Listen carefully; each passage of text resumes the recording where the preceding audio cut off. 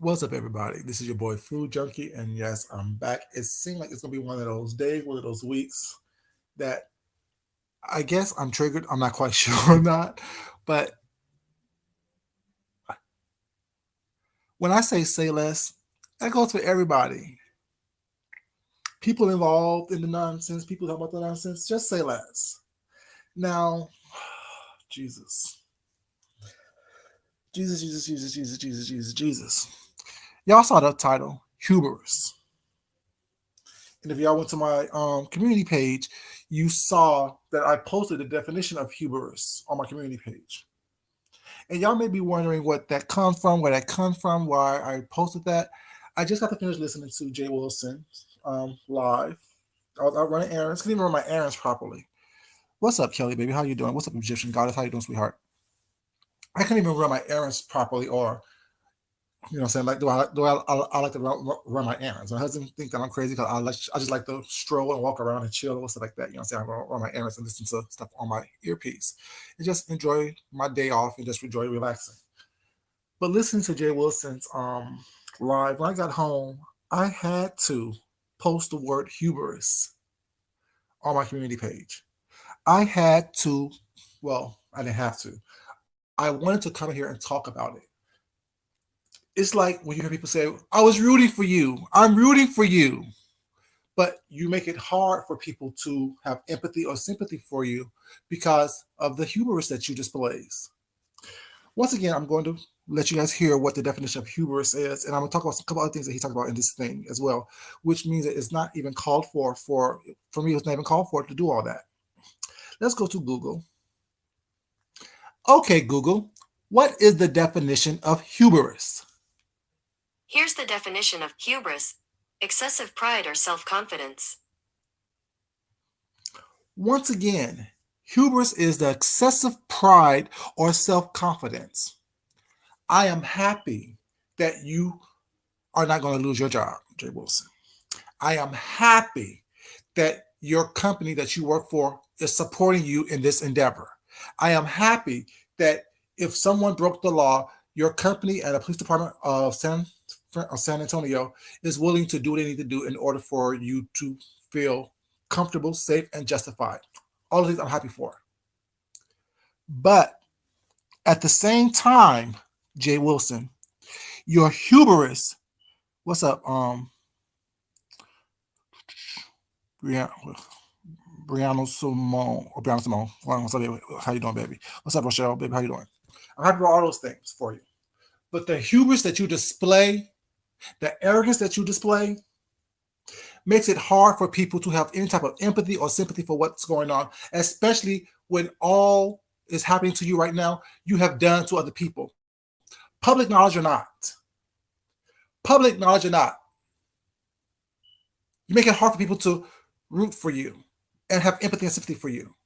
That's why I go between feeling sorry and bad for you to saying I don't give a fuck. Because your actions, your hubris makes it hard. Your excessive arrogance and self pride is what it is. See, once again, you're not getting it.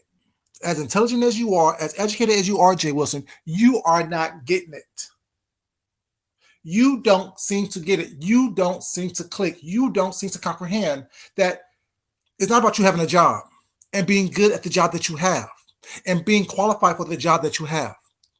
That's not the real big issue that people are talking about. People may use that as a way to get into you, and to dig at you, but that's not the issue. The issue is, what's up, really, bro? How you doing, baby? You came on here lying. And not only lying, but telling unnecessary lies. Jay Wilson.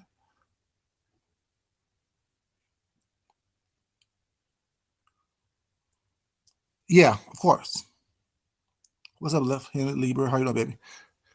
It's the unnecessary lies for me that is the bigger issue. If you're lying to people that you don't have to lie to, if you're lying to people that don't mean anything to you, what are you doing to people that you are supposed to be looking out for, that have your best interests at heart? and thinking that it's okay that you're doing that. I don't get that. Now, let me explain to y'all something real quick. In that video, I'm just like, I'm just like tingling because it's like, I don't get it. Shut up. Let it go. It's all about a coin for you. And it's like they said, once again, let me use in Sean Bradley's video he made this morning, when someone said money is the root of all evil. No, the correction is the love of money is the root of all evil. And it seemed as though, Jay Wilson, the love of money for you is going to be your downfall because you want to make a coin off of the situation, opposed to just sitting back, relaxing, and shutting up about it. The love of money, Jay Wilson, is the root of all evil.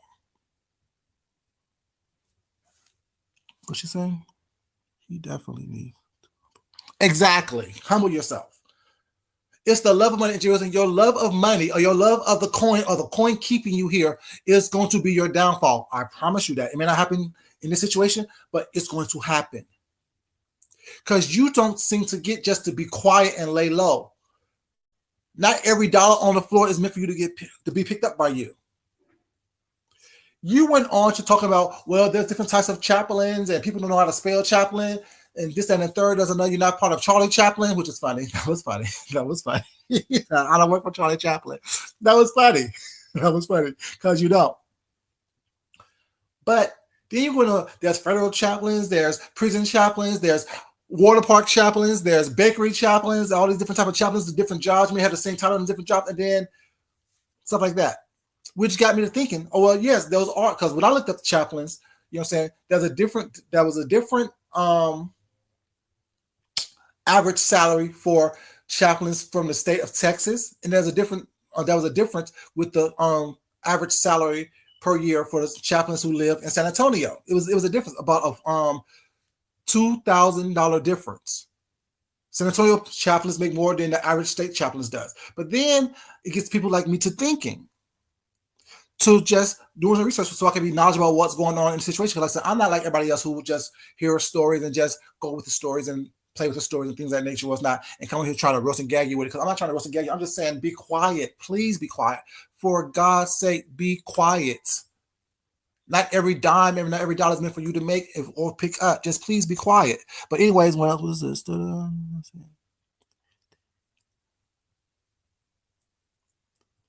Yeah, because we all, like, if you're supposed to be a man of the cloth, what he said is not appropriate, period. But he went on to talk about what these different things make and how they make more money, which got me to thinking, well, you know what? Some federal jobs do pay more than state jobs do and more county jobs do. So I went on and did a little, what I always do, go to Google, of course, and do some research. Okay, Google. What is the average yearly salary of a federal chaplain? Here is information from every CRS report. No, that's not it. Sorry, that's not what I looked up last time. Let me do it again. Okay, Google, the average salary of a federal chaplain. Here is information from ZipRecruiter. Okay, what it says. It says, I wish you would have read it, but since it didn't, I gotta read it. Because I want y'all to think I'm making something up. It says the average of a federal chaplain basically is $85,000, which is a great amount of money. You know what I'm saying? $85,000. Still, that is not $125,000. See, my point is this. I don't care how much money you make. You can make $5. You can make $5 million. My point is the unnecessary lie being told, or that was told, that you make $125,000 in the state of Texas. You're not a federal chaplain. You're not. I'm sorry. So you don't make that amount of money. What's not? You work in San Antonio as a chaplain, and that person makes about $50,000 a year, which is still enough for you to take care of yourself. Like you said, people who don't make that and still have all these other things going on, whatever, you know what I'm saying, need to ask you, how do you do that on making a little bit of money that they say you make, which is correct. Because a lot of people have stuff in these streets and in public records was not where they have filed for bankruptcy, have been charged with all kind of stuff was not. I understand that. But Jay Wilson, for me, I don't know how if you're going to accept this or not. It's the fact that you didn't have to come on here and tell anyone what you made. But the fact that you did and you lied about it is the issue. That's the issue. The issue is not the fact that you have a job and that you're good at your job, that you qualify for your job, that you are well trained at your job. That's not the issue. At least not my issue. My issue is a hubris. The fact that you are so arrogant that you don't understand that. Be quiet. Let this shit go past. Let the people do what they need to do. But the more you talk about it for a coin, the more ridiculous you look. I'm sorry, just in my eyes. I don't know about everybody else was not, but am I the only one? Am I the only one? It just looks ridiculous to me that you're constantly on here talking about this situation, giving people fodder to talk about and to drag you with. And it don't matter the threats of having people arrested or charges filed. What charges is being filed besides harassment by the hospital? When you're calling the hospital, well, it's not harassing people, whatever, that may be a charge. I don't know. I'm not a lawyer. I'm not part of the law system. What's not? I'm not part of the legal system, whatever. This and third. But people on here talking about it, like myself, you can't. What's up, Mr. Queenie? Baby, how you doing? You can't threaten me or make me feel scared or make me not talk about the bullshit that you are putting on here. It's the arrogance. It's the overwhelming sense of self-confidence that isn't need to be displayed in this time. Be secure in what you're doing. Be secure in who you are. Be secure in all those things, what's not. But at the same time, it looks like it doesn't have to be. It doesn't have to be. Just because you can don't mean you should. Now, I said, we're not the best of friends at all. But at the same time, I am one of the only people out here talking in your favor, wanting you to win. But just be quiet. I don't want you to lose your job. I never wanted you to lose your job. I don't think that people should be calling people's jobs, period. I don't believe in doxing people. But at the same time, I have to recognize that you've done the same thing to other people. It's called karma. But now you're doing that to people was that people doing it to you. Now you want to get offended. Yes, they took it too far by calling your job. But the information is public, like y'all always say, it's public information. But also the salaries of what people make in your position also is public information. And opposed to being quiet, you are adding more to it, knowing that you lied about it. That's the problem.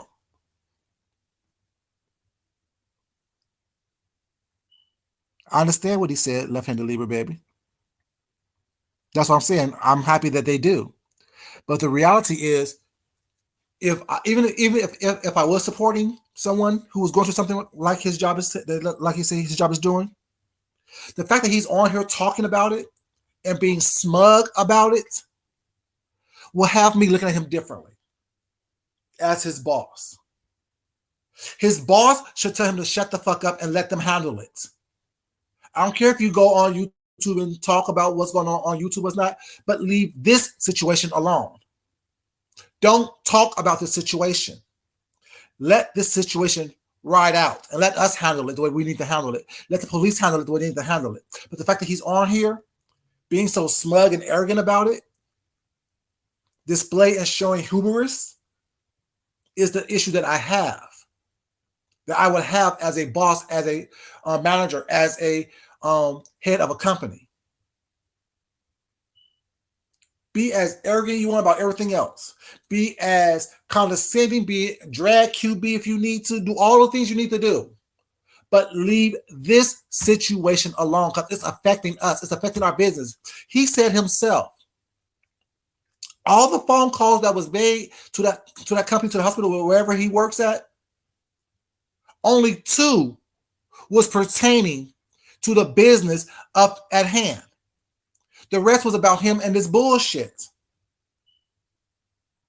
That in itself, as a manager, as a decent individual, as someone who's controlling a company, would tell me, I would tell them, you know what? I know what you're going through is not, we can handle it, but I will respectfully ask you to not address this publicly anymore. I respectfully ask you not to address this. I know it's involving you, It's affecting you maybe, but do not address this publicly. Do not bring us into this any more than we already are. Do not bring more attention to this that has already been brought to us. That's what I would do as a manager. That's what I would do as a head of a company. Because regardless of what your company thinks, regardless of what you think, the reality is the perception by the public when they hear a chaplain, and if some of these videos get out and be heard, those two things does not coincide. And if I'm standing 10 toes down in what I've said and what I did and adding more to it, it doesn't show that you are remorseful. It doesn't show that you possibly had a slip or a mistake. It shows me that that's who you are as the public. It shows me that, yeah, regardless of what your duties are as a chaplain, the title does not match your actions. And like with teachers, like with officers of the law, like with officers of the court, if your actions does not match what that is, there's a problem with public perception. That's all I'm saying. Defend yourself, yes, but show a little bit of humility. And it doesn't make you look weak when you do that. It doesn't make you look weak when you choose to be quiet.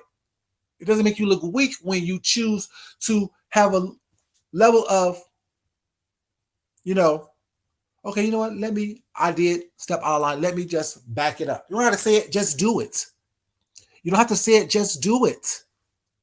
I'm just saying, but that's just me. Stuff like this is funny to me because I don't get it. I really don't get it. I'm reading your comment just 1 second.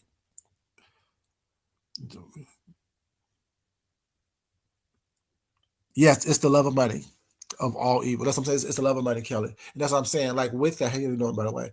And it's the fact that you're here for a coin when you're going through this. Some coins need to be, gone. Wasn't Jesus betrayed for 20 things of silver? That's coin. That's coin. Judas betrayed Jesus for silver. Crazy.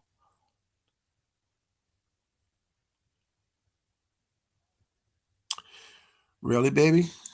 I'm just saying, and people have your perception with that if they was to hear someone, a priest, a preacher, a deacon, a chaplain, a minister. They hear those titles and they expect a certain moral standing, a certain moral high ground, and wouldn't go to a place or to a church or offer or accept services if they hear the stuff that was said. I'm just saying. Of course not. No. That's why he removed the videos. But like I'm saying, and the fact that people are overwhelmingly being petty by calling just to see if he works there, the company is less likely to hear it and to make corrective actions because they think that now it's just being malicious and being nasty for no reason whatsoever. You know what I'm saying? Like, there are so many different ways. First of all, I don't even know why somebody would call his job anyway and tell his job anything. I don't understand that anyway. I don't understand that.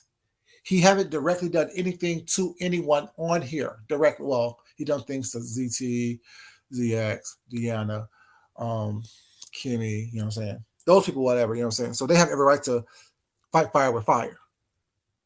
But just talking, you don't like what he says to call his job? No. But shit, show what he showed about y'all on here? Hell yeah, I agree with that wholeheartedly. Fight fire with fire. Match the same energy. That's why I don't feel bad for the fact that it was out. But, you know what I'm saying? The fact that it seems like he doesn't understand. It's like he doesn't get it. Just be quiet. Just be quiet. The arrogance, the hubris is like, damn. Cuss me out if you want to. Be mad if you want to. Try to slick shame me if you want to. But I'm not the one who come on here lying about stuff. I'm not the come on here. I'm not the one come on here trying to make people believe that I'm something that I'm not. And then when it's found out that I am what I am, I'm acting like, well, I was discovered. No, you can say you was discovered. Yeah, discovered is not always a good thing either.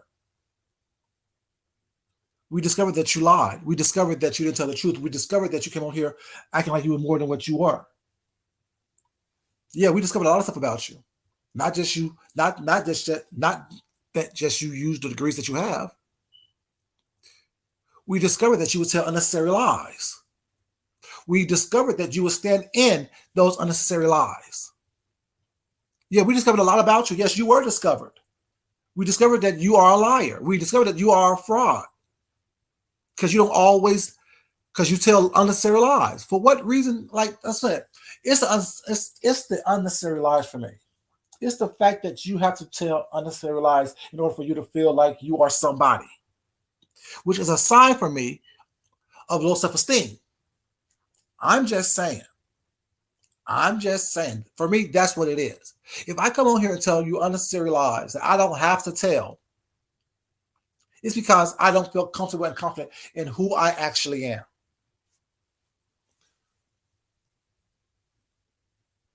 That's what it is for me. I'm just saying. And really, well, that's the problem. I think that's a lot of issues that I think for people who's not on here trying to dox and all the other stuff that people are doing on here, that's the problem that people are having. It's the lies. Being a big ass liar and standing in being a liar and trying to twist it and over talk and under talk and smooth talk and fast talk and slick talk your way through that.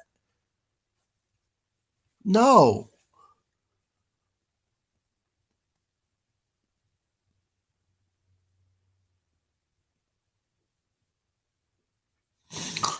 Not straight to hell, left-handed Libra, baby.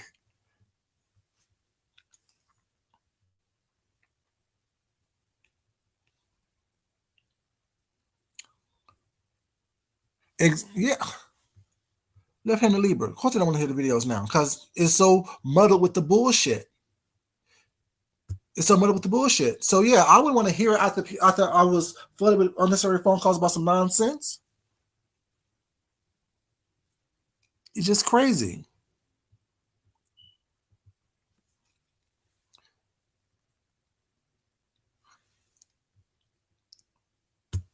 And that's another thing. I'm not very religious at all. Well, sorry. I'm not very religious at all, but I'm deeply spiritual, which means that, you know what I'm saying, my spirituality is not based on a book or based on a doctrine or based on a building. My spirituality is between me and God is deeply personal. You know what I'm saying? And the arrogance of it is one thing to be self-confident. It's one thing to be secure in who you are and what you're about. But the fact that, like I said, that's why I said that the whole lying aspect of it, you're not that secure. You're lying to hide something. You're lying to big up more than what it actually is. No one needs to know how much money you made. You volunteer information for whatever reason. I say insecurities personally. That's just my um, weak as non, you know what I'm saying, medical diagnosis. I'm just saying, it is what it is for me. If I hear people lying or over exaggerating something was not, I'm looking at the whys. I'm looking at why people are doing that, why you are over exaggerating, why you're lying. But that's just me personally. Because I don't understand it. I don't understand the why, the reason behind it. No one cares that much. No one's spending, like you said, no one's spending your money, no one's paying your bills, and your bills are being paid apparently on time. So as long as you're secure in that, what we think, what someone else thinks, has nothing to do with anything. I'm just saying. I'm just saying. But yeah, it's the hubris for me. Like it really is the hubris. Like now that will burn my buttons every time. That will burn my toast every time. Someone who is caught up in a situation don't have the sense enough, the smarts enough, the humanity enough just to be quiet. But you want to push through it like, oh well, you're gonna believe this when all I'm looking at you is like, be quiet. Stop lying. Stop talking. Shh. Just shh. For 5 seconds. Let it go down a little bit. But now all you're doing is making people more apt to look stuff up to prove that you're not telling the truth. What's up, Roger Davis? How you doing, baby? What is the truth in a situation? I can't take it. What you mean, Roger Davis? What's the truth in a situation? The truth is he lied. The truth is, regardless of what type of chaplain he is, federal, state, county, he came on here saying he made a certain amount of money, well over the amount of money that chaplains make on any level, and he doesn't. The truth is that he told a unnecessary lie. But that's the truth. Like this, and the truth is, he doesn't get it. He doesn't grasp the concept that no one cares that you're good at what you do. No one cares that you have the degrees. The same people who docked him, who read off his stuff, was not did the same thing to me. QB and 5 did the same thing to me. Do you see me answering them? Do you see me talking about them? Do you see me trying to read and roast them? I don't give a fuck about what they think. Those are both bums. They are really dusty. Like literally, their life is dusty. If the wind blows so hard, they blow away because they're dusty as fuck.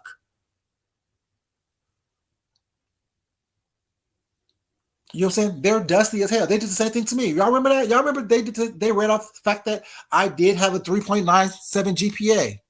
I graduated from college with 3.97 GPA.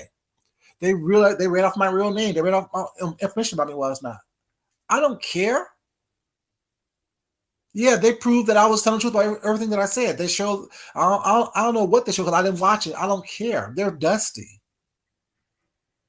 I'd rather be me every day, any day, than be either one of them. Working at a bakery because I have some kind of STD that I can't get rid of, and someone had to place me there because I can't get a real job. I live in a roomy house. Why would I argue with you? I'm an unfit whore living in bankruptcy and hiding from paperwork from federal governments and things like that because I can't do my own thing. I got to come online, hide behind a door, and manipulate people for money to pay my bills. Like, why am I going to argue with you? You're dusty. You get off on trying to embarrass people, whatever. See, I'm smart enough to understand I see who you are.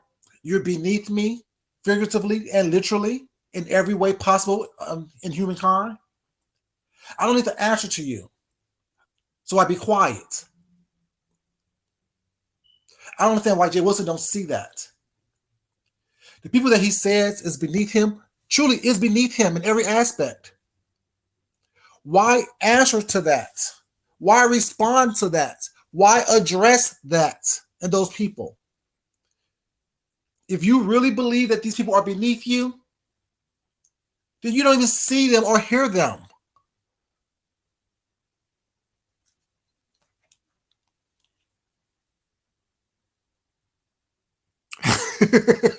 Exactly, Miss Queenie. Exactly. If you really believe that, so that tells me that what you're saying may not be necessarily true because you don't believe that the people are beneath you. Why do y'all think that I don't answer to everybody who calls my name? Why do y'all think that I don't answer everybody who calls my name? I don't necessarily say you're beneath me, but should I think you are? I see. That's why I say in my own way. You will continue to be you, and I will continue to be me, which means you will continue to be a dusty ass motherfucker, and I will still be able to live the life that I live, buy what I want to buy, shop the way I want to shop, live the way I want to live. I don't have to depend on the kindness of strangers who give me money in order for me to take care of my child. I don't have to come on here begging for clothes because I don't outgrew my clothes. You know what I'm saying?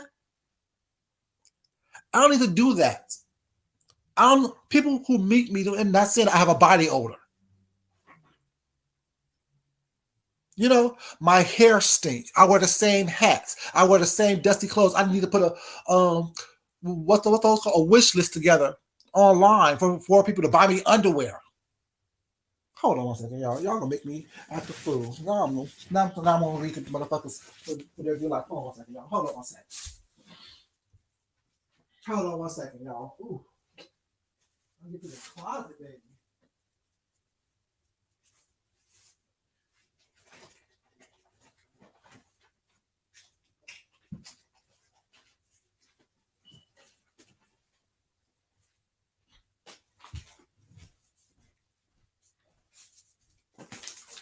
I have a whole bag full of new underwear that I haven't worn yet, broken in yet. Oh, shit. I'm gonna do this. I took off my clothes because it's hot outside. I told you I'm walking around the house naked, so I'm always, you know what I'm saying, in flat screen when I'm at home. But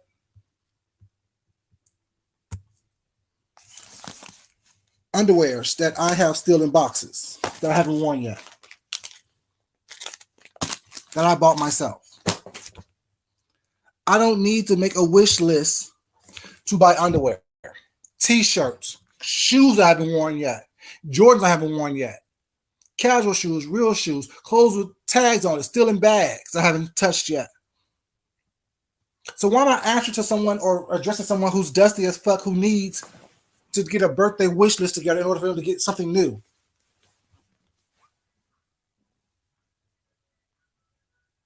Ice cream truck? When the fuck did that happen? Mm.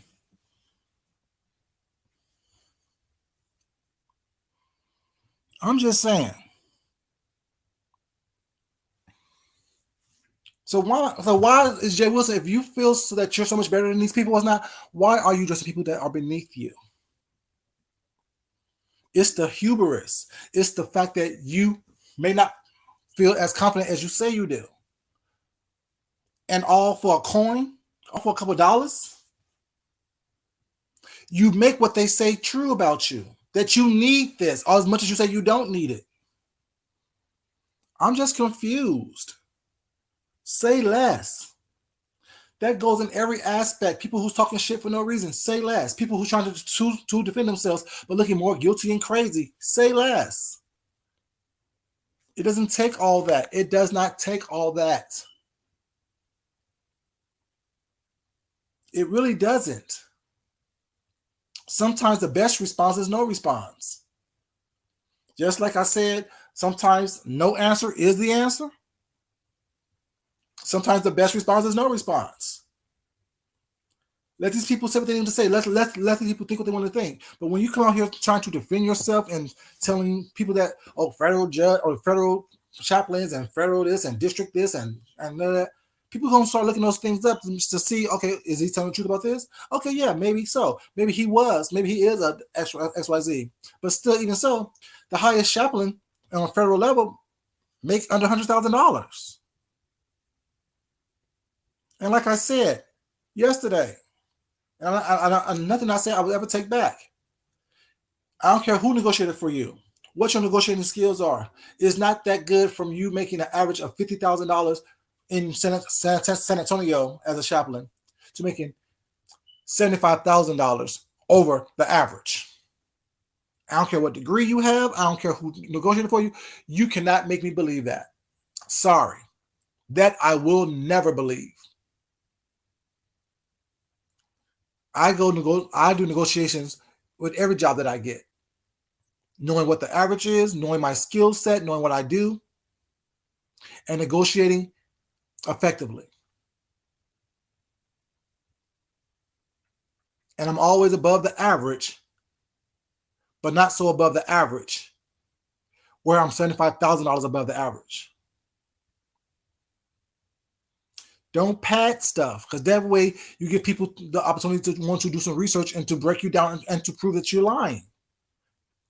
A lot of y'all cause this shit on yourselves. A lot of y'all do this stuff to yourselves and then wonder why it's happening to you.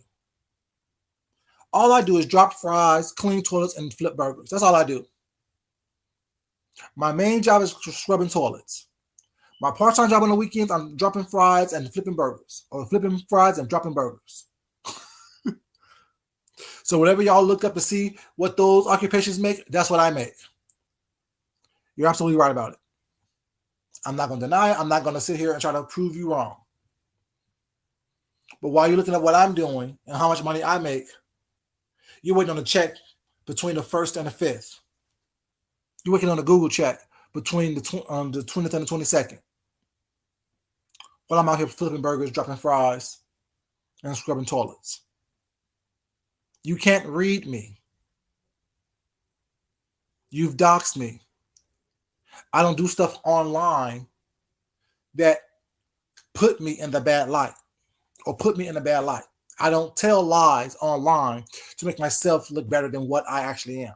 What I choose to show you online are talents that you know is worth something. I don't need to give you my clientele list to let you know that I'm talented and I have an aesthetic that people will pay for. I can paint and create things that people are willing to pay for and commission.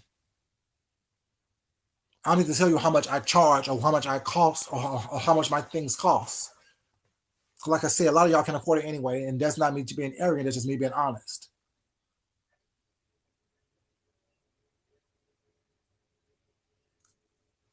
I can't be bought by people. You can't tell me what I need to do. I always have some type of something going on. Even if I chose to stop working or happen to lose my jobs, the talent that God has given me allows me and affords me what allows me to be living within the lifestyle that I have grown accustomed to. As menial and minuscule as it is, I could just work on my talents and do that. But no, I'm trying to build up my 401k and I don't want to pick my own health plans fully. And y'all see what people do who have all this idle time on their hands. They're online and social media causing chaos and causing confusion. I truly understand an idle mind is a devil's playground. I have nothing to go to, nothing to look forward to, nothing to plan for. All I have to do is come online, click a couple buttons, and talk shit and cause chaos.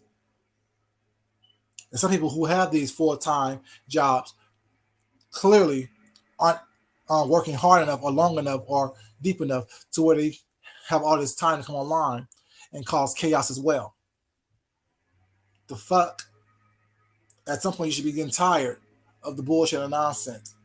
Like I said, y'all do this shit to each other. It's a revolving door of bullshit and nonsense and despicable behavior. No one behavior is more despicable than the other. All y'all are despicable to me. All of y'all who do this bullshit calling. Why are you calling? I guess he mentioned ZX called. I don't think why ZX called. I can see why ZX called. I can see why ZX called. But I guess he said, Skillet called. Skillet, why you call? Skillet, why did you call? But then you're the first one saying that people need to leave you alone. I'm confused. Make that shit make sense to me. It doesn't.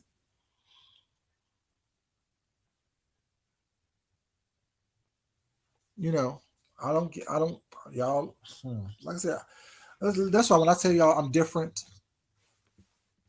those who get offended, please get offended because I'm different than you. I'm much different than you are. We think differently. We live differently. We exist in this universe differently. My energy is different than yours. My trajectory is different than yours. And those who know. Those who understand. When Deanna said you're bottom of the barrel, baby, she haven't hit the nail on the head with that one. When she said majority of people on here are crazy as hell, need to get a check, she hit the nail on the head with that one as well. It makes no sense. I always look for the why. Like I said earlier today, I always try to look at what I've done and how can I do it differently. Well, it's not the next time. How can I do it better the next time? How can I be more right and more in tune with positive energy the next time? You see, y'all don't mind chaos. Y'all don't mind bullshit. And that's probably why I'm probably disappointed in Jay Wilson. Although I don't fuck with him like that, it disappoints me that he doesn't want to do better. He wants to stay in the muck as talented as he say he is, as educated as he say he is, as holy and spiritual and religious as he say he is. It seems as though he doesn't want to do better. And that what bothers me. That what confuses me. That what concerns me. That what gives me pause. Because you can't be all these things that you want us to believe that you are, and you're still stuck in the muck. You're still stuck in the craziness and the conversation of foolishness. Just because it presents itself to you, don't mean that you have to answer the call. It's that hubris. It's that, oh, well, I can talk my way out of it. I can talk my way through it. Destruction comes before the storm. Or pride comes before the storm. Pride comes before destruction. And pride is one of the deadly sins. I remember, I told you I was looking through my one of my community feeds, or my community feed this morning. I told you that earlier video. I remember a video I made when me and Jay Wilson was going at it back in the days. How I equated his behavior to the 7 deadly sins. Y'all remember that video back in, y'all probably don't, whatever. But I did a video back in the day where I equated Jay Wilson and his behavior on here to the 7 deadly sins. Sloth, wrath, pride, envy. What's the other ones? Shit. Y'all know the 7 deadly sins was not. But pride is one of those seven deadly sins.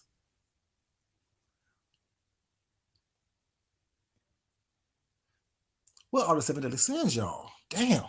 Now it'll be on my mind. Let me look it up. Y'all know me in my Google. Our best of friends. Okay, Google. What are the 7 deadly sins? Damn it. Speaker on. Okay, Google. What are the 7 deadly sins? 7 deadly sins are... I don't know why it's not talking to me now. Name the 7 deadly sins. According to Wikipedia, the 7 deadly sins, also known as the capital vices or cardinal sins, is a grouping and classification of vices within Christian teachings, although they are not mentioned in the Bible. Okay, now what are they now, damn it? Okay. Let me see if it is right here. I can't stand these people not giving what I need. This y'all still gonna be on my damn nerves until I find out what they are. Names, examples. Okay. Nope. I gotta look this shit up. Oh, Jesus, help me. Lord, Jesus, help me. Anyways, I'll find it in a second, y'all. But I'm gonna, yeah, I did a video where, you know what I'm saying, I equated him to the 7 deadly sins. And I'm like, you know, all the stuff that he displays, you know what I'm saying, for me, is just that. What's up, RJ Supreme, baby? How you doing? Really real. I know. Can y'all look it up and let me know what they are? Shit, because it's not. I don't have time to be looking for this and talking at the same time. Hold up. Let me try one more time. One more time, y'all. One more time. What are the 7 deadly sins? 7 deadly sins. Okay. You know what? List. Thank you. Let me say list the 7 deadly sins. Please list. Tongue tied.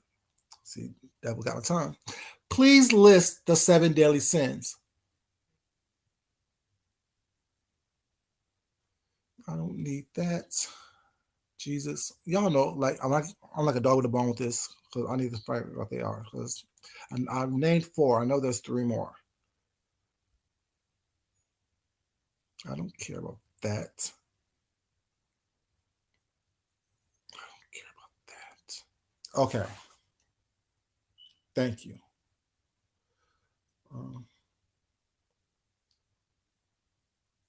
Okay. They are found, y'all. Thank God. There's sloth. There's gluttony. There's greed. There's envy. There's pride. Damn it. There's more than that. Hold on, 7. Hold on, 7, y'all. Oh, shit. I'm so pissed off.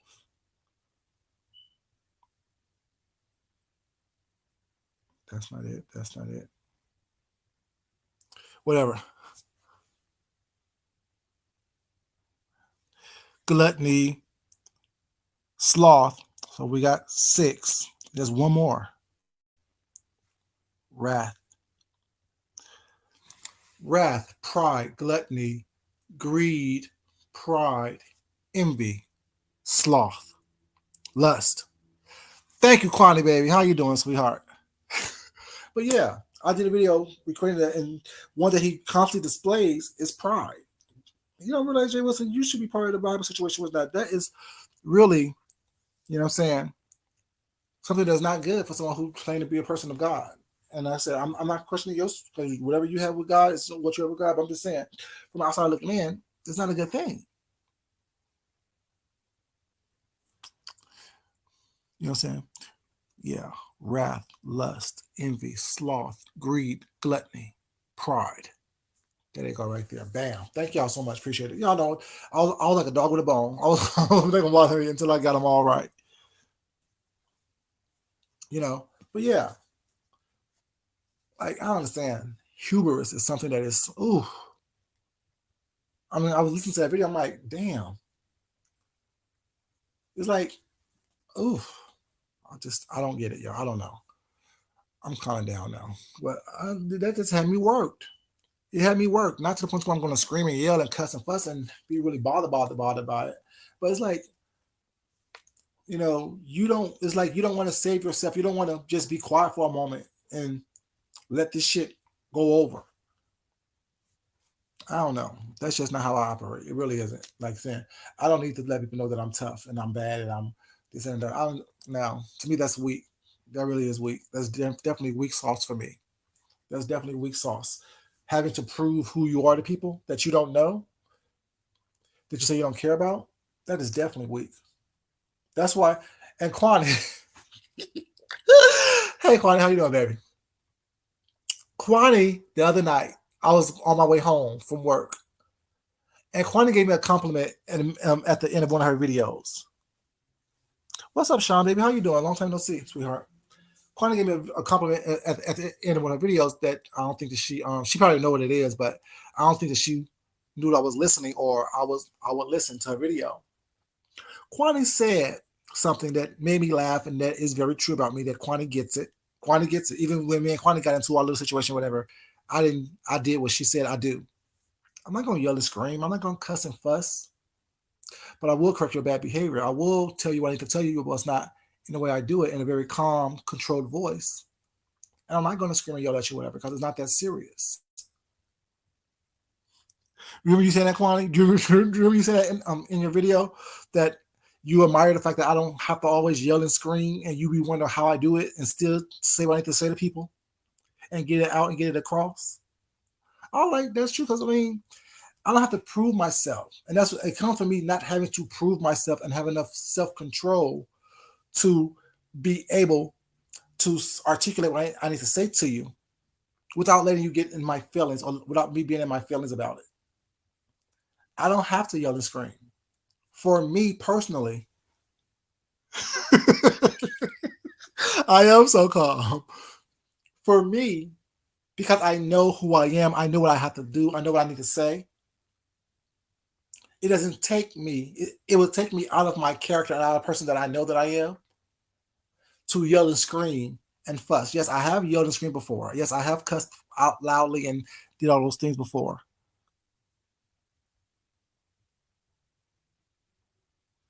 You know, I have done all those things before, whatever. But for the most part, I don't need to do all that, because for me, that's a weakness.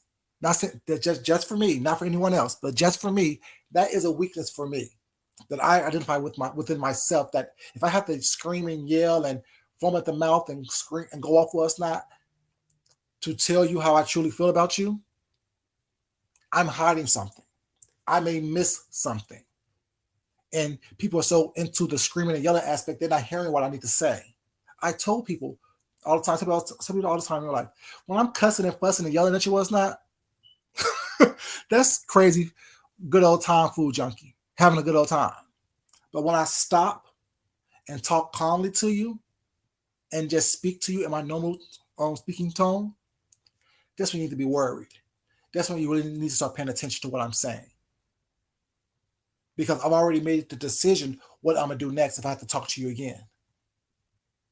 That's no threat. There's nothing, but I know what I need to do because I know me.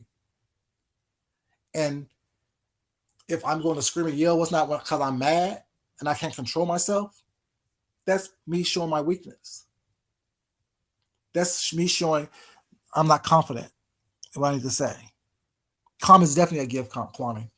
Calm is definitely a gift.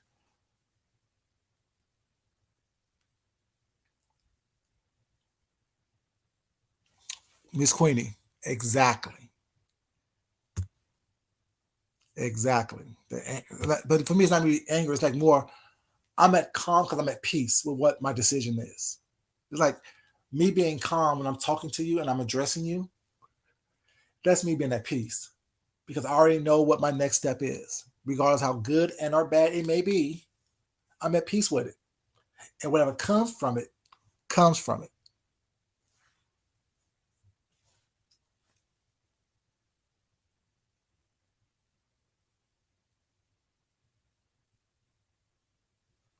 Oh yeah, exactly, Sean. And thing is, funny thing about that is, not only Kwani said that, a couple of days later, Nika said it as well. So I'm happy that people who actually see me or watch me are actually seeing me and watching me and understanding that, saying that's just who I am. I'm not going to sit up here and do all the theatrics with you. I'll laugh in your face because I know that makes you mad. And when I want to make the decision that I need to address you, I'm going to do it calmly. Because I want you to understand that I mean what I'm saying. Every last word. That's why when last time I had to address Brian, not trying to start anything up with him, you know what I'm saying? But, not afraid. If I need to address him again, I was calm. I don't need to sit here and scream and yell at you and be manic, you know what I'm saying? No one got time for that. No one got time to be manic. But when I say leave me alone, just leave me alone. Don't be mad because I did commentary on what you put on YouTube. I'm not looking you up. I'm not doing any of that stuff. I don't have time for that. I just talk about what you present, how you present yourself on YouTube. You know.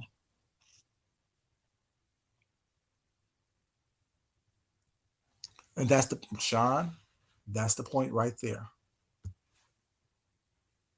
I have come to the resolution stage. Once I have to address you and I do it in a calm way, I've already resolved everything I need to do with you. And whatever steps I take next is the steps I take next.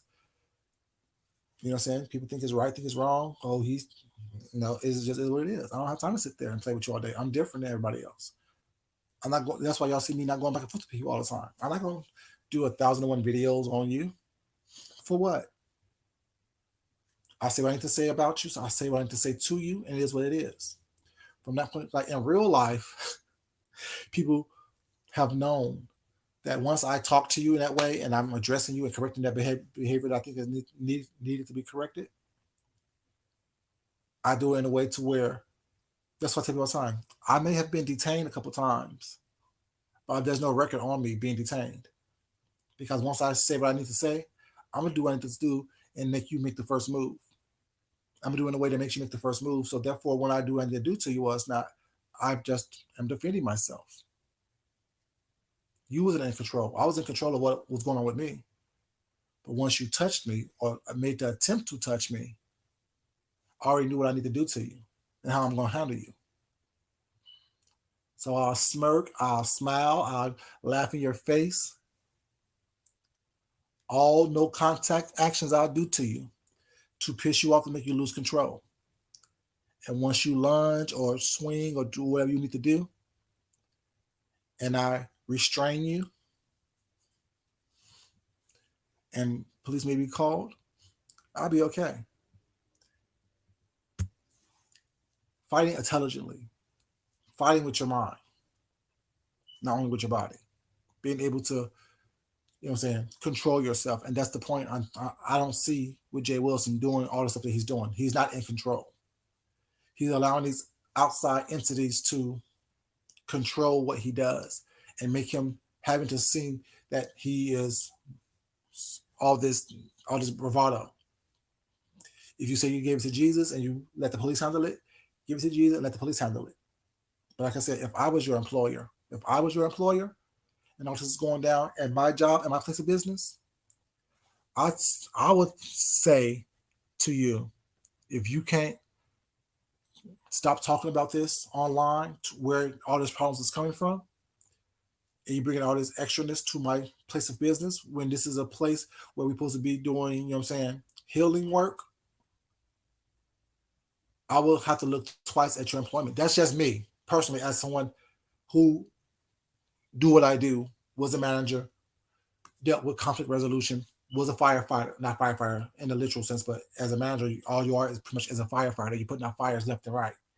And if you bring in this fire to my place of business, and you're not, and you're adding more gasoline to this fire, opposed to you trying to reduce it by adding, you know what I'm saying, chemicals that's going to, you know what I'm saying, have it smolder and get put out.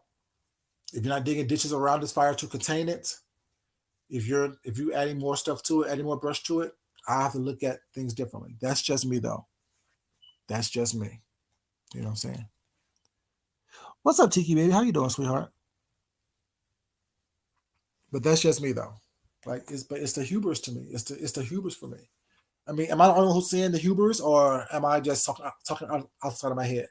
I don't know. Like I said, I see things totally differently. I see things, you know what I'm saying, from all different type of angles and big pictures, little pictures, what's the inside track, and all this stuff. I see all kind of stuff, and I just see hubris, and that's, for me, that's not a good thing. The hubris of his behavior was not, is like, you're just doing the most for no reason. But like I always say, he don't know how to stop. Why are you proving yourself? To me, it's like that kid who always got picked on, but they became a police officer to show they had power. You know what I'm saying? To me, that's what I see. You know what I'm saying? It's very similar to that. It's very parallel to that for me. That child who always got picked on, who always got bullied, who always didn't have, they either grew up to be a bodybuilder, or they grew up to be, you know what I'm saying, a police officer, or grew up to be something with some type of authority, so they can put that authority on other people. That's what I see. I don't see someone who is in control of self, who is confident in self, someone who is structured in self, always looking for outside sources to make them feel whole, always outside sources to validate them. But while they're screaming that they're comfortable within themselves, and I don't see that. I see that child but I see that in a lot of people on here. I really do.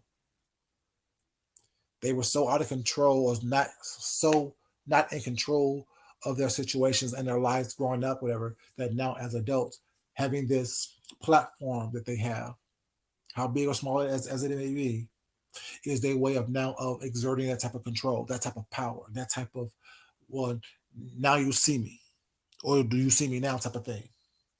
I don't got time for that. I really don't. You know what I'm saying? That is something that I've never been a fan of, never been tipped by or privy to, because it's like I've always been, I won't say I've always been who I am, but once I became who I am at an early age, when I say early age, I mean like 12, 14, once I realized, okay, this is who I am. This is what I'm about. This is how I want to live my life. This is how I want to structure my existence and my mind in order for me to be comfortable and happy. Like I said, I grew up in poverty. I really did. I grew up in poverty. But one thing about me growing up in poverty is, first of all, you can't use that against me, because shit, I'm not there now, for one. You know what I'm saying? I'll tell y'all the story. Y'all a little personal information about myself. You know what I'm saying? And people can't use it against me because I'm telling you about it and I grew up with it. You know what I'm saying? And no one in my family is in poverty now. So, but growing up, when we first moved from Chicago to Washington State, um, we lived with my aunt. My mom had a sister in Washington State. She had three kids and a husband. So we lived in their house for a minute. Of course, my mom and my aunt never really got along. My aunt was kind of abusive, you know what I'm saying, to us. My mom's four kids. My mom had four kids. I have a brother and two sisters. So all five of us, my mom, my brother, myself, my mom, my brother, my older sister, myself, and my little sister, um, all moved into a shanty, and it was truly a shanty. You know what I'm saying? It was like in the back alley somewhere. It was a three-room shanty, basically. It was actually, it was a kitchen, it was a bathroom, it was a living room, and it was a one bedroom. and all five of us lived there. And me and my brother shared a bed, you know, like behind the kitchen. There was like a pantry type of room, mud room behind the kitchen. That me and my brother shared a bed in that room, and my sister and my mom and my sisters shared the bedroom. You know, and we lived there for about a year or so. And y'all remember back in the days, there was a government program that every last Wednesday of the month, you would get, free food. You know what I'm saying? They would give you, the government cheese, the government cheese, the peanut butter that comes in the damn can, the big ass can of peanut butter. That once you open it, you can't close it because it was a can. So he had all that oil on top of it. It was not flour and some other little stuff. It was like army surplus food type of situation that they would hand out every last Wednesday of the month, and they would give you beans and rice and stuff like that. So that first week that we got that, we would have homemade biscuits and rice and beans and stuff like that just to eat because we, like I said, we were poor, so definitely under the poverty line, you know, and we lived like that for probably 6 months or so. And I remember I used to love school because, first of all, I love education, but I think I loved education because at school I got to eat. I got to eat real food. You know what I'm saying? I got away from the beans and rice and the homemade biscuits. You know what I'm saying? Granted, you know what I'm saying, we had stuff like now. If you gave me that stuff, I'll make you a gourmet meal. You know what I'm saying? But as a child, you don't understand that you're asking yourself or asking and listen to your friends and whatnot why they're eating certain things and why they live in a certain way, and you didn't. But no one ever knew that we were poor. No one ever knew that we were in poverty. Because one thing my mom have taught us is prideful. That's probably one of my biggest things now is my pride. Because that's why I can recognize it in Jay Wilson. You know, people understand that I can recognize in you what I fix within myself. But that's just me. Anyway, but I can recognize the pride. But back to the story. We, like in the summertime, I would hate the summertime because that I knew that, what I'm saying, we were going to be stuck eating beans all day, every day. My mom would have put the beans on on the stove in the daytime, and that would be lunch, that would be dinner, and what I'm saying, we'll have some rice. Well, it's not. We'll have a little homemade scratch biscuit, whatever. You know what I'm saying, until until all the stuff ran out, but the beans type of thing. And it was like I hated that existence. I hated that. I hated that. I hated that. And I can see now as an adult that I used to always blame my mom because you moved us from Chicago where we had all this support to this other place where we only had one relative who didn't support. You know what I'm saying? And and I don't mean support financially. I mean just support emotionally, physically, mentally. Just a support. You know what I'm saying? What family's supposed to be. And now we're in a situation that we've never been in before because we were doing well in Chicago. Not the best. We were still poor, but we wasn't that poor type of thing. You know. And then when we finally started getting our bearings and getting our stuff in line, everything got better. Like I said, we were probably there in that space for like probably a year and a half. But once we started getting everything better, we moved into, what I'm saying, still a low income situation, but everything got better. You know what I'm saying? We got better, you know what I'm saying? And we were able to actually do stuff. You know what I'm saying? So that's why the love of food is something that I think I told y'all this before. I love food because of that situation. I grew up poor where we ate the same, stuff all the time.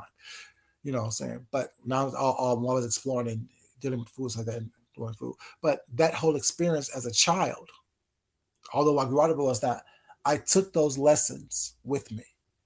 I took those lessons of not having, but not also depending on someone to give me anything. That's why even on here, you don't see me asking for anything. And you don't see me, and when I made a statement a couple years ago, why are we giving people money when that won't fix anything? Because we would get money for us not, but still didn't fix the situation. You know what I'm saying? And I tell you all the time, all the lessons that I give on here and all the stuff that I say on here, it's I've worked through that already. You know what I'm saying? I've been through that situation. So that's why I'm talking about, I'm talking on experience. I'm not just talking because I'm just wanting to hear myself talk. I'm where I am today because where I was back then as a child, as a young teenager was not. You know what I'm saying? I've worked ever since I was 14. No, was it 14? No. I worked ever since I was 11. My first job was picking strawberries at 11 years old. Picking strawberries in the field was not picking raspberries in the field because I worked my way to where I wanted to be. Then I sold candy door to door at 14. Then when I became legal to work, I worked at restaurants or fast food restaurant. Like I worked at Skipper's, which was a seafood restaurant similar to Long John Silver's and Captain D's, and I worked at KFC. And then when I became old enough to work, I've worked at community centers at my neighborhood, stuff like that. And I've always been someone who tried to be an advocate for people who didn't have anything because I knew how it was as a child not to have anything and not to have someone to be supportive of you, not financially supportive of you, but emotionally supportive of you, and letting you know that you can do better and you deserve better. And as long as you put your mind to it, you will get better. It may not be what you have or what you see on TV was not, but it'll be better than where you started from if you keep working hard and having a positive mindset and presenting yourself in a certain way. But my mom never allowed us to be beaten down emotionally, spiritually, you know what I'm saying, type of thing. You know, um, my mom never allowed us to look at a situation as the last resort or the end of the journey. She always made it sure that this is where we are right now. We need to do what we need to do right now in order for us to get where we're going to be, where we're meant to be. And that's the attitude that I take. You know, saying if we had only one pair of pants or one shirt, that shirt was washed that night, that shirt was ironed that morning, that shirt was put on.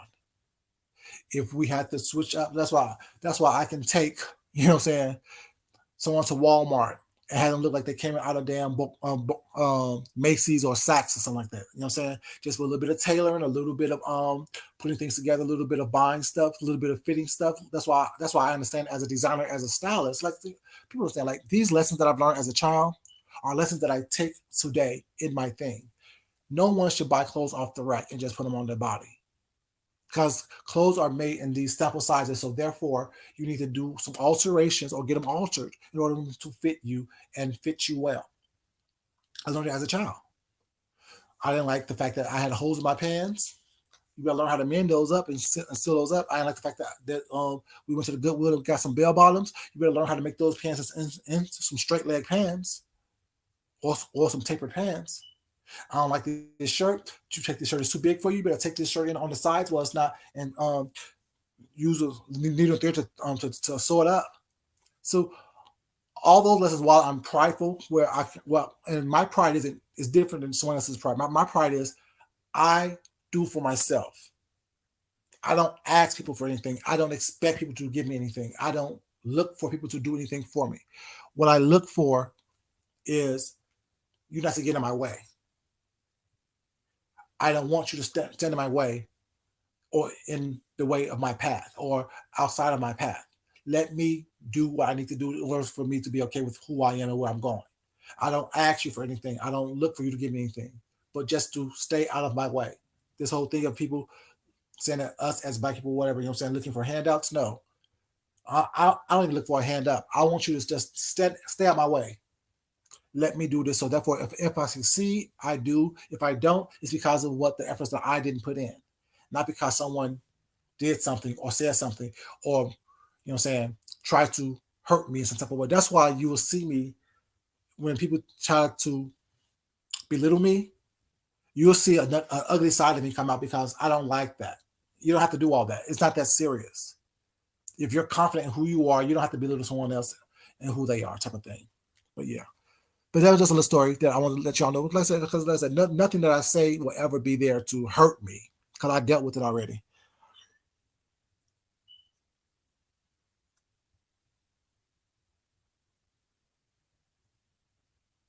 Ooh, Sean, exactly. Very much so. You can't throw money at a non-money problem. Money problems are usually a symptom of something else. Exactly. I'm gonna pin this so y'all can see it. There we go. But yeah, yeah. And so, and things, in essence, that's what my mom would say. You know what I'm saying? Like, granted, and then it's just like, like the people like, as much as people were like, oh my God, your life was so tragic. It wasn't tragic. It was hard, but it taught me stuff that, excuse me, it taught me stuff that, what I'm saying, I needed to be taught, that helped me deal with money today. Like people was like, I'm just saying, I screw up toilets and I drop fries and flip burgers. That's what I do. But at the same time, I have money in my pockets, in my accounts, just in case there's an emergency. If someone was to pass in my family, I could bury them comfortably and still be comfortable. If I die today, my husband will be comfortable. We're not just the insurance policies that we have, but with the money that we have on hand, that I have on hand. He has his own money. I have my own money. We have our money. You know, like not having should teach you a lesson. Not being able to have something previously should teach you how to not only obtain it, but appreciate it in this day and age. And I definitely do that. You know what I'm saying? I definitely appreciate what I have. I definitely appreciate how I live today, how I eat, how I can shop wherever I want to, whenever I want to, buy whatever I want to buy. If I want to buy a new car right now, and I don't mean a new used car, I mean, if I want to buy a $50,000 car right now, I can just go to the bank and buy that right now, cash, and be okay with that. You know what I'm saying? And still have money to do whatever I want to do with. I'm not, I'm saying, I'm blessed beyond belief because based on how I grew up, based on statistics, my entire family should still be in the ghetto somewhere. We should all be in jail. We should all be dead somewhere. You know what I'm saying? And we're not. You know what I'm saying? Sisters who works for the federal government as an E13, you know what I'm saying? Brother who works for Boeing, you know what I'm saying? Me doing what I do. Another sister who does what she does on her own business, whatever, you know what I'm saying? Yeah. You know what I'm saying? Mom taking care of, you know what I'm saying? So yeah, we should all be, you know, doing what we do, you know. Yeah. So yeah, I'm very comfortable and happy with where I live from, and I don't need to come on here and brag about it. I don't need to come on here and try to put someone else down about it. I don't need to come on here and try to belittle people. You know what I'm saying? Because that's not the goal. That's not the goal. The goal isn't to prove myself to anybody. The goal is to tell my story, show you how I'm living if I choose to, or show you aspects of my life. And either you accept it or not, or either you appreciate it or not, or either you are here to help build, you know what I'm saying, a better world in general, not just build me or build a better world in general, not by taking the positives that I try to throw out here and running with that opposed to harping on the negative.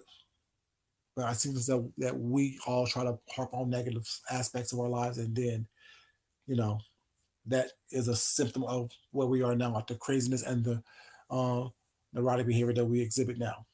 I try not to allow my past to dictate my future, although I know at some point it does.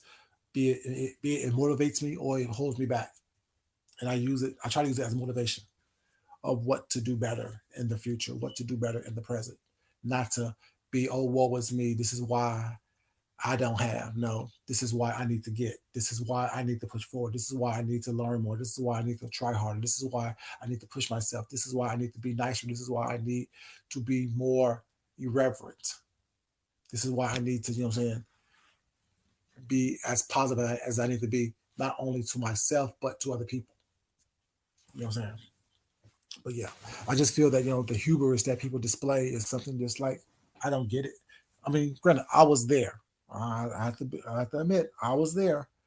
I felt that, because, you know, when you have been behind for so long, when you have been beneath or had the perception of being beneath for so long, you know, you think the world is against you. So you have to build up your own suit of armor or your own walls to, saying, protect yourself. But once you realize that you don't need that protection, once you realize that you don't need that um, extra ego, that extra mindset, you become a better person. You become the person that you are meant to be. You get the things that are meant for you. Because not everything is meant for everybody. Not everyone is meant to be successful. Not everyone is meant to be, saying the richest, the most powerful. Not everyone's meant for that. They are meant for people. People are meant to be flipping burgers, dropping fries, and washing toilets. You know what I'm saying? Some people are meant for that. If everyone was meant to be the CEO, nothing would ever get done. Things would be in shambles, you know? And what I meant for is meant for me. It's not for me to tell or to show or to express or to dictate. So I act the way I act because it's meant for me to be that way. You know what I'm saying? I have to prepare myself. I have to, be present mentally, emotionally, spiritually. So when I do get what is meant for me, or when I do receive what is meant for me, I'm prepared for it. You know, I'm mentally, emotionally, spiritually prepared for it. I'm not have to do catch up, and I hope that I don't make too many mistakes. You know what I'm saying? But yeah, it's the hubris for me. Like I don't get it. It's the pridefulness. It's the not having the willingness to step back, not having the willingness to step aside and see things from a different perspective. Always thinking that you're always right. Always thinking that you can't make mistakes, that you can't be corrected, that you're not open to suggestions. You know, yeah. I'm just saying, but this was somewhere where it meant to be, but I didn't plan on it. You know what I'm saying? But yeah, I just understand the hubris. Like, dude, at some point you need to just humble yourself. You know what I'm saying? Shit, like it's exhausting being the strong one all the time. It really is. But that's just me. Anyway, y'all, love y'all for being here as always. As always, it's not important that I love you guys. It's important that you love yourself, love someone else, respect yourself, and definitely respect someone else. Yeah, this is not the hoopla la and the rah rah rah that people are expecting in this time with all this nonsense going on right now. But yeah, I just have to come in like Jay Wilson, dude. You know what I'm saying? There are people out here who don't want you to fail, may not necessarily be rooting for you, but don't want you to fail. But at the same time, you have to take a step back. You don't have to answer every call. You don't have to talk about everything. You don't have to put out information that's not warranted. If things aren't necessary for you to talk about, why are you only talking about them? No one cares what type of chaplain you are. Like you said, you work. That should be enough. You're using your degrees. That should be enough. As long as you know that, as long as you understand that, don't matter what these people think about you. What I even think about you. It doesn't matter what I think about you. It doesn't matter what I think about what you're doing. But as a fellow black person, another fellow black man, a fellow gay black man here on YouTube, I wish you would show some humility. I wish you would just be quiet. And humility isn't saying, "Oh, woe is me. Y'all is right. Y'all is right. Y'all, I'm sorry." That's not humility. That's not being humble. Sometimes being humble is just being quiet. Sometimes being humble is just being quiet, not answering the call.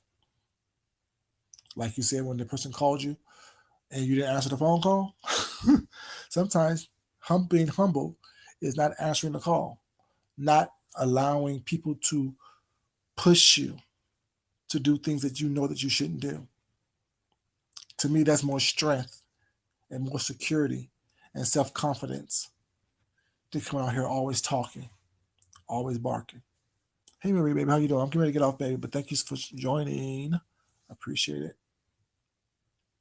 For me, that shows more strength, being able to be still.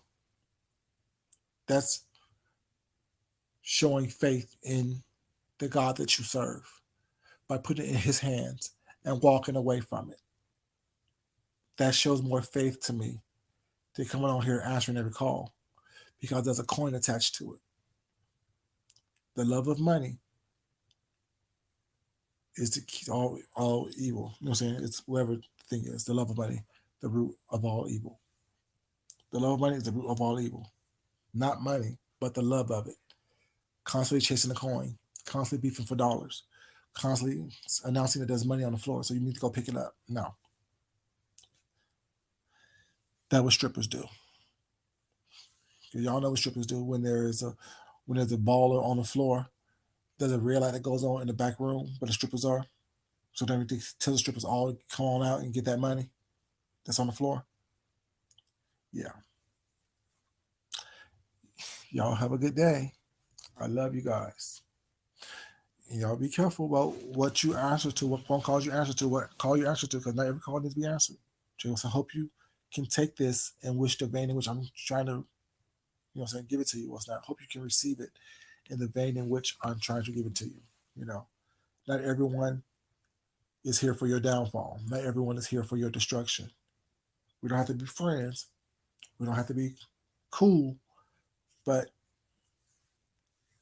not everyone is here for you to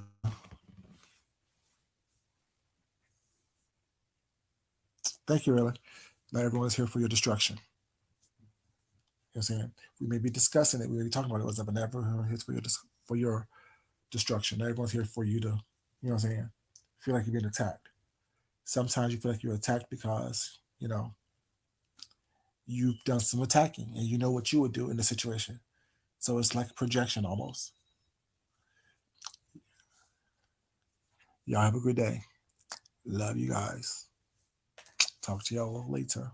I hope not. I hope I can stay off here for a couple of days.